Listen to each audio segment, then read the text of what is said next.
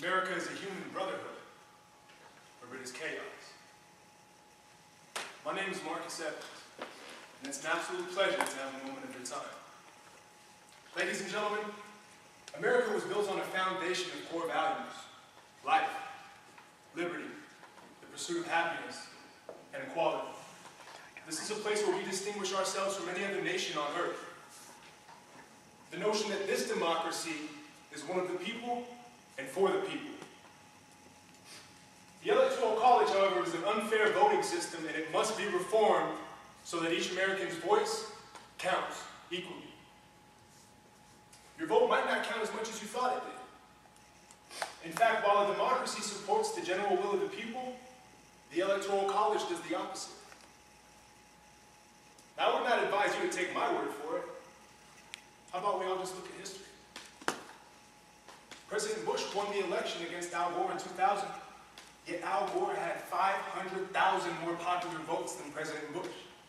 However, thanks to our recount system here in Florida, it was the first time in history that the Supreme Court decided the outcome of a presidential election. In 1824, John Quincy Adams loses the popular vote and Electoral College and still beats out Andrew Jackson. In 1876, Ruther B. Hayes wins the Electoral College by 1 vote, loses, or he wins, but he lost 260,000 popular votes. 1888, Benjamin Harrison receives 90,000 less popular votes and still wins the presidency. See, the framers of the U.S. Constitution arrived at the Electoral College as a compromise between those who wanted the popular vote and those who wanted Congress to decide the presidency. Back then, people didn't have sufficient information to make an informed decision. So they said, instead of them just voting for their home state president, we're going to decide for them. See, the minimum number of electoral votes a president needs to win is 270, which means they could win a minimum of 11 states and take presidency, and the other 39 don't count. Let's just say this class is a country, for example, and each one of you represents a state, and I'm running for president. There's 27 of you in here. I just got to campaign and focus on 6 of you. If I can get 6 of you to vote for me, no offense, the other 21 of you are diddly squat. See, by allowing our voices to be overlooked, we're putting our country in the hands of uncertainty. If it isn't the American people who are determining the president, then I ask you, who is it? My proposition is this. The Electoral College is a dated system, and it's no longer relevant. It was put in place when people couldn't access information and couldn't make informed decisions. Ladies and gentlemen, we all have Google on our phone. I believe that you can make an informed decision, honestly. This system goes against the very values that make our government for the people and by the people. Gore won more than 500,000 votes, and he still lost to Bush.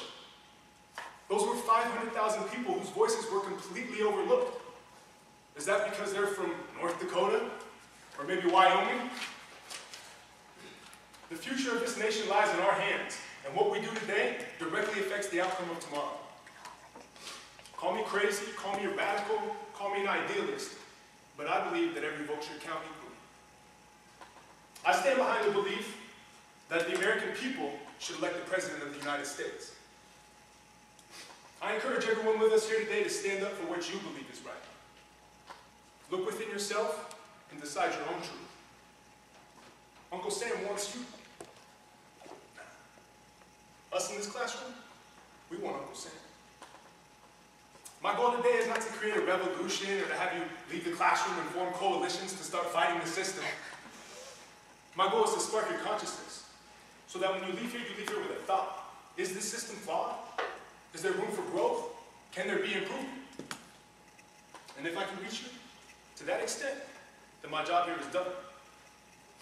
See, I believe the Electoral College is unjust, to say the least, and it must be reformed so that each of you have an equal say as to who our leader is going to be. Your voices must be heard, because they do matter, and you are important enough. 500,000 people is a staggering number, and if their voices were overlooked, I'll leave you with one question. What's next? Thank you.